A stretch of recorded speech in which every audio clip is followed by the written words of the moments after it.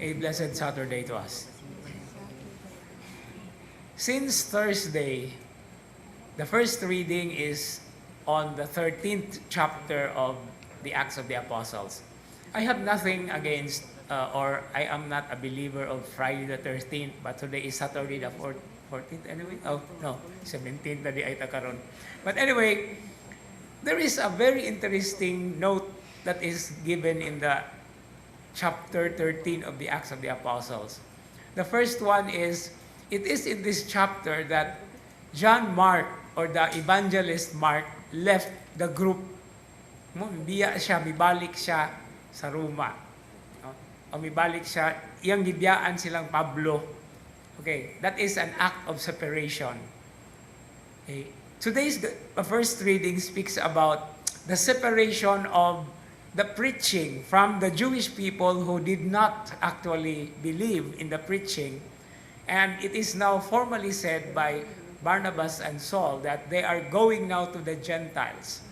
This is the very beginning of the so-called Gentile mission, or the preaching to the Gentiles, meaning to say outside the people, the chosen people of God. Now, why is this significant to us? Now, in certain experiences that we have, sometimes, I'm not talking about marriage. Mag-una-una dyan ko anong marriage lang hakay, basig ma-misinterpret o niya.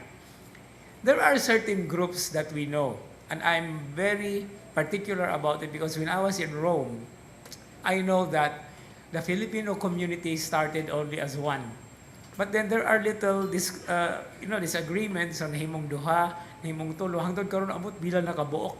Kaysa among panahon purting daghanang Filipino communities.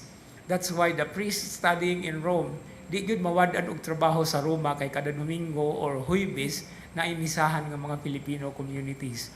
But you know, the reason for this are disagreements. You know, sometimes in our lives and in our experiences, there are things that we cannot agree upon. And this actually is an act of separation. But let us put it this way. There is always a positive sense in it. Nga naman, the spreading of the good news happens precisely because of separations. Actually, it started when the Christians in Jerusalem were actually persecuted. They were dispersed. No? And so they were able to go to the places where Christianity is now practically thriving. And in fact, when there is a dispersion, there is always a great sense of mission to preach. And the Jewish people practically has that particular experience in the diaspora or the dispersion. And that's the moment and the time that the faith, especially for us Christians, is preached. But it doesn't mean that we'll just be going to do it anytime or anyway, or continuously be, divisive about what we are experiencing and what we are teaching. Because there is always a moment of reconciliation. And you know what's beautiful in the moment of reconciliation?